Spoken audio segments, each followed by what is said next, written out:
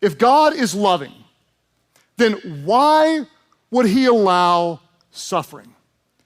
If God is a good God, then why would he let someone who didn't do anything wrong go through what they're going through? Why would God allow this to happen? To answer that question, if God is loving, why would he allow suffering? I'll give you the answer and I want you to think. What is the answer? Why would God allow suffering? If God is loving, why would he allow suffering? The answer is, if love is a choice, suffering is a possibility. If it's possible to love, it's also possible to hurt.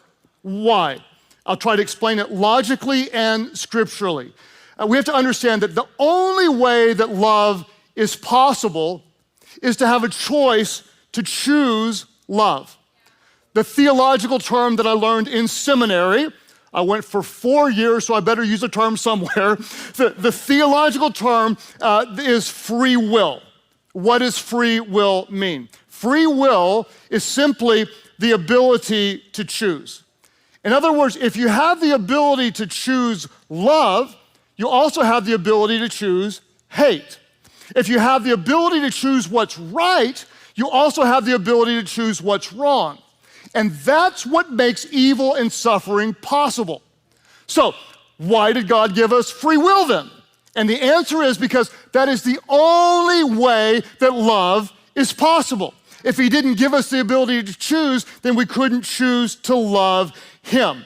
Why did God do this? Why did he give us free will? And the answer is because he didn't want a rock or a robot. What he wanted was a relationship. God is love. He wants us to receive his love, and he wants us to choose to love him back for who he is. He wants to be loved. And in order to be loved, we have to be able to choose love.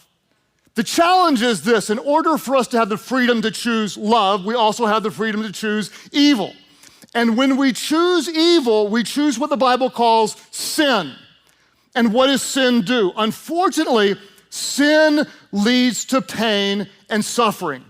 So, for God to remove evil and suffering, what he has to do is he either has to remove our freedom to choose, or he has to remove us.